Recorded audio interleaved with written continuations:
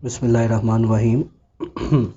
आज का हमारा लेक्चर नंबर 9 है और इस लेक्चर नंबर 9 में हमने आइसोमेरिज़म को स्टडी करना है।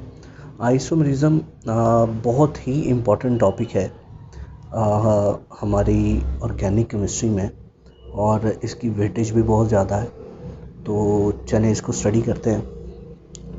आइसोमेरिज़म क्या है? आइसोमेरिज़म टू और more than two compounds,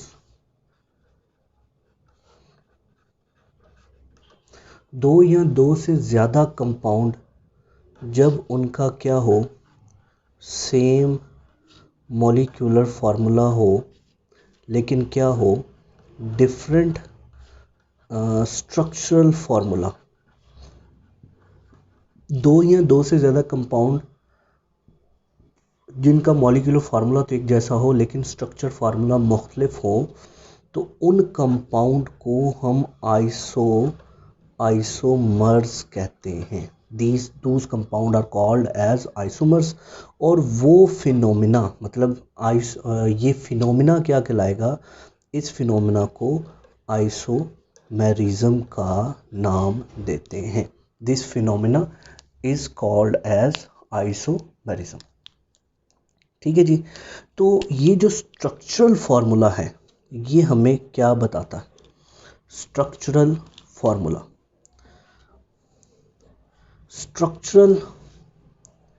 formula हमें बताता है जी अरेंजमेंट ऑफ एटम्स की अरेंजमेंट एंड बॉन्ड्स और बॉन्ड्स की अरेंजमेंट के बारे में इंफॉर्मेशन देता है। ठीक है। तो अब हम ये देखते हैं कि किन कंपाउंड्स का स्ट्रक्चर फार्मूला, मतलब ये आइसोमेरिज्म कौन शो नहीं करते। तो याद रखिएगा, जो छोटे कंपाउंड हैं जैसे कि मीथेन CH4, ये स्ट्रक्चर फार्मूला यानी आइसोमेरिज्म शो नहीं कर सकता। उसके बाद CH3 जो कि ईथेन है, ये भी नहीं शो कर सकता। प्रोपेन CH3, CH2 और CH3, प्रोपेन भी आइसोमेरिज्म का फिनोमिना शो नहीं कर सकता। ठीक हो गया जी। अच्छा, तो जो हमारे पास जो स्टार्टिंग कंपाउंड है, मतलब प्रोपेन के बाद हमारे पास बचता है ब्यूटेन। तो ब्यूटेन का जो फॉर्मूला है वो है C4H10। ब्यूटेन C4H10 है। तो इसका आइसोमर्स, मतलब इनके आइसोमरिज्म ये कैसे शो करेंगे? तो हम क्या करते हैं, CH3, CH2 और CH3। ठीक है जी। ये कंपाउंड का नाम है N ब्यूटेन का मतलब स्ट्रेट चेन कंपाउंड है। तो हम ये जो स्ट्रक्चर फार्मूला है ये भी बता रहा है कि यहाँ पर 4 कार्बन एटम हैं और उनके साथ 10 हाइड्रोजन एटम जो हैं वो जुड़े हुए हैं।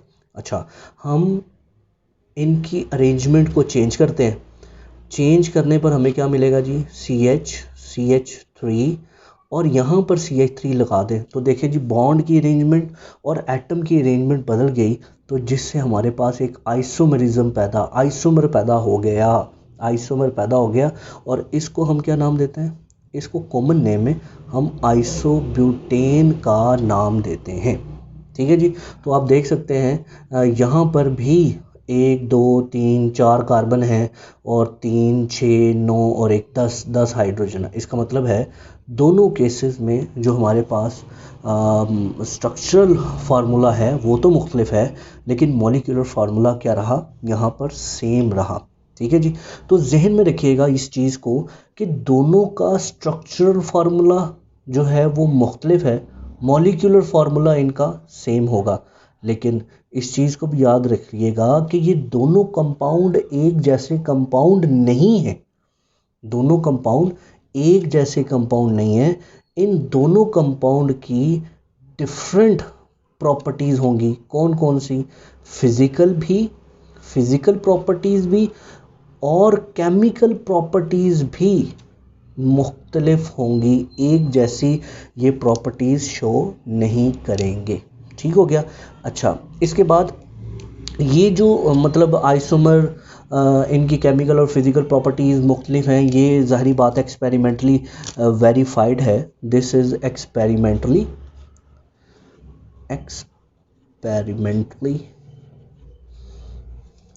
वेरीफाइड। ठीक है जी। तो इससे ये बात जहन में ना हो कि हम वैसे ही बस बातें कर रहे हैं, तो ज़ाहिरी बात है स्ट्रक्चर फार्मूला जो है वो ऐसे तो पता नहीं चलते। ज़ाहिरी बात है कोई ना कोई प्रोसेस, कोई ना कोई हम जो है वो एक्सपेरिमेंट करते हैं, तो उससे हमें इसके बारे में इंफॉर्मेशन मिलती है। अच्छा, हमारे पास अगर 5 कार्बन आ जाएं तो ये भी बात जहन में रखें कि 4 कार्बन के तो 2 आइसोमर हैं। ठीक है, अगर 5 कार्बन हो तो 3 आइसोमर होंगे, लेकिन जैसे जैसे नंबर ऑफ़ कार्बन बढ़ते जाएंगे ना, तो ये नंबर ऑफ़ आइसोमर जो हैं वो बहुत तेज़ी से बढ़ते जाएंगे। ठीक है, तो जैसे कि हमारे पास है C5H12, C5H12, हम इनके जो स्ट्रक्चर फार्मूला है वो लिखते हैं। तो मेरे पास जी CH2, CH3, CH2, CH2, CH2 और CH3 है। ये मेरे पास है N पेंटेन। इसका दूसरा जो स्ट्रक्चर फार्मूला हो सकता है कि मैं यहाँ पर CH3 लगाऊं, CH2 इधर और CH3 इधर है, तो ये दो मेरे पास क्या बन गए, इसके स्ट्रक्चर फार्मूलाज जो हैं वो मेरे पास हासिल हुए। अच्छा, इससे एक और कंपाउंड जो है वो मतलब बन सकता है। इसका एक और स्ट्रक्चर फार्मूला क्या बनेगा, देखिएगा ज़रा गौर करें। CH3 कार्बन, अब यहाँ पर CH3 लगा दें, यहाँ पर CH3 लगा दें और यहाँ पर CH3 लगा दें, तो देखो जी ये हमारे पास तीन आइसोमर पैदा हुए। और इन आइसोमर का जो मॉलिक्यूलर फार्मूला है वो तो सेम है, लेकिन तीनों का स्ट्रक्चर फार्मूला मुख्तलिफ होगा। अच्छा जी, मतलब 5 कार्बन का हमारे पास कंपाउंड था, तो उसके 3 आइसोमर बने। लेकिन अगर ये कंपाउंड हमारे पास हो कि जिसके अंदर 6 कार्बन हो ना, तो जिनके अंदर 6 कार्बन होते हैं उसके कितने आइसोमर बनेंगे, 5 आइसोमर्स होंगे। और इसी तरह जो C7 है, C7 के 9 आइसोमर्स हैं, 9 आइसोमर्स। अच्छा जी, अगर C30 की हम बात करें तो C30 के बारे में आपको हैरानगी होगी कि C30 कंपाउंड के कितने आइसोमर हैं। तकरीबन C30 के 4